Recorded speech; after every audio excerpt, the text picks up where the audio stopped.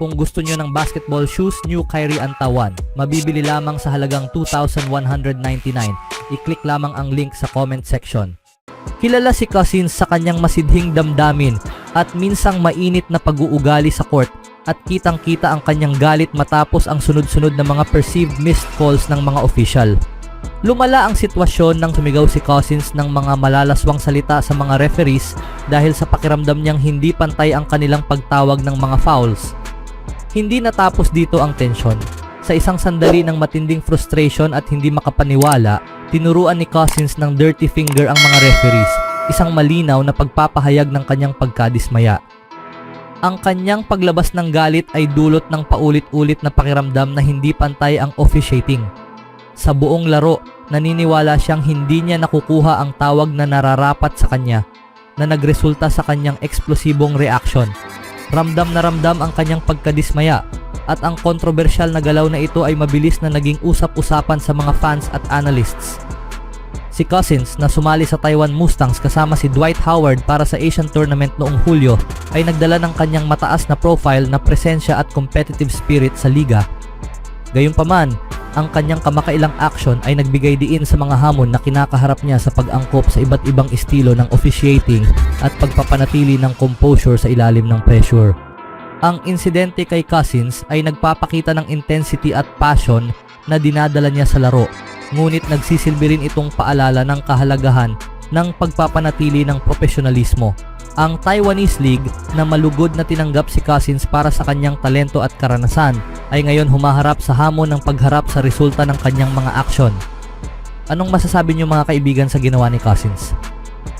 Sa ibang balita naman mga kaibigan, si Kevin Durant, isa sa pinakamahusay na player na nagsuot ng pula, puti at asul na jersey, ay lumampas sa kanyang typical na Olympic performance, nakapuntos ng 23 points, 21 sa mga ito ay sa first half at naipasok ang kanyang unang 8 shot sa panalo ng Team USA na 110-84 laban sa Serbia noong linggo. Si Durant, nakapansin-pansing wala sa mga exhibition games ng Team USA dahil sa isang calf injury, ay bumalik para sa Group C opener laban sa Serbia. Sa pagtatapos ng laro, pinatunayan ni Durant na siya ay malusog, pinapalakas ang lakas ng pinakamapanganib na team sa torneo. Pagod si Kevin Durant matapos ang kanyang pagbabalik para sa Team USA. Pagod ako, hindi ko kayo lolokohin, sabi ni Durant pagkatapos ng kanyang pagbabalik sa pamamagitan ng AZ Central. Ang lungs ko ay nasasanay pa lang sa intensity ng laro, pero masarap sa pakiramdam na makapagpasok ng ilang shot. Alam kong bawat isa ay ginampanan ang kanilang papel ng maayos. Ang papel ko ay pumasok, magbigay ng spacing at shot making para sa team. Masaya ako na naipasok ko ang mga shot. Patuloy ng 35-year-old na hindi pa naglaro mula sa unang round playoff loss ng Phoenix Suns noong April. Dinumina niya ang Serbia sa pamamagitan ng pagpasok ng kanyang unang 8 shot sa field sa first half na 5 of 5 mula sa 3-point range at 3 of 3 mula sa loob ng arc.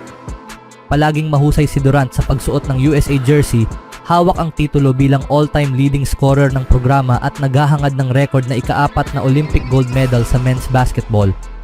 Ang huling paglabas niya para sa Team USA ay sa Tokyo Gold Medal Game, kung saan pinangunahan niya ang team sa tagumpay na may 29 points sa isang dikit na panalo laban sa France. Kapag dumadaan ka sa rehab, lalo na kung gusto mo itong mangyari ng mabilis, sabi ng forward ng Suns. Maagang kaba ng Team USA at pagsagip ni Durant.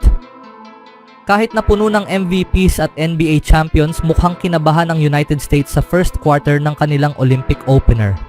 Sinimulan ni Steve Kerr ang lineup na sina LeBron James, Steph Curry, Devin Booker, Joel Embiid at Jrue Holiday, ngunit agad na nahirapan ang grupong ito na puno ng stars.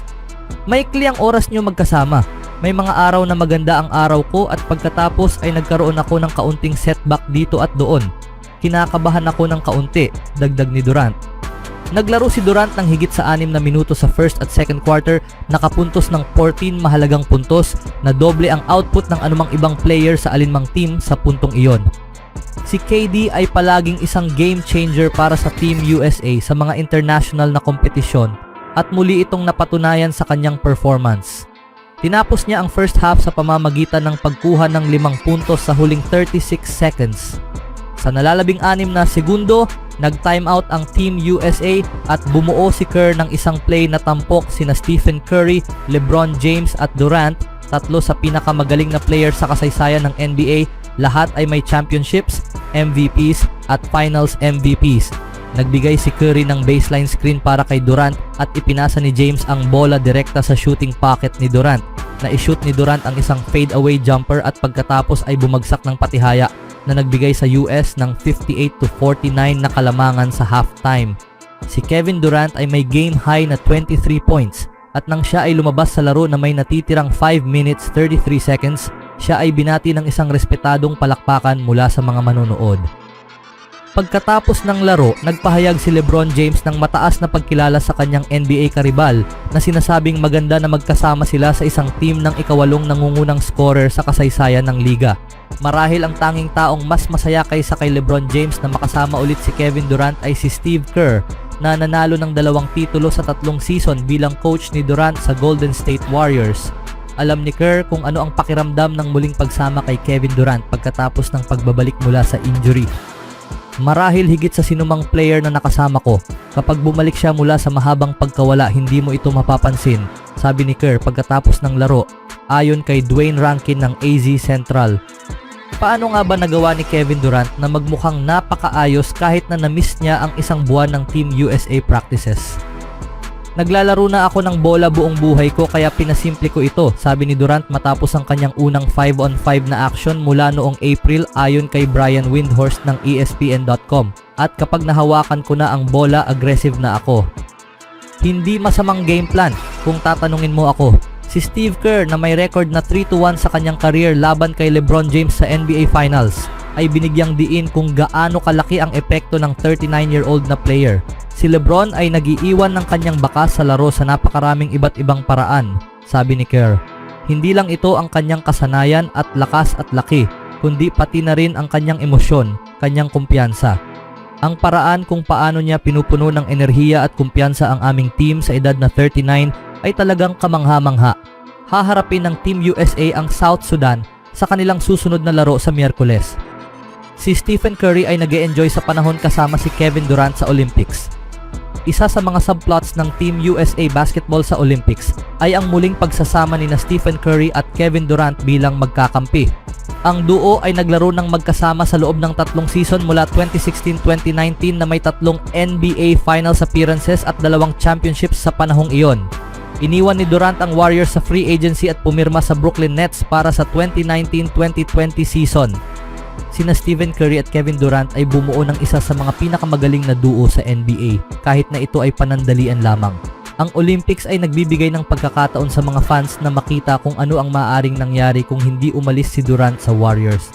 Pagkatapos ng panalo laban sa Serbia, nagsalita si Curry tungkol sa pagiging magkakampi muli kay Durant.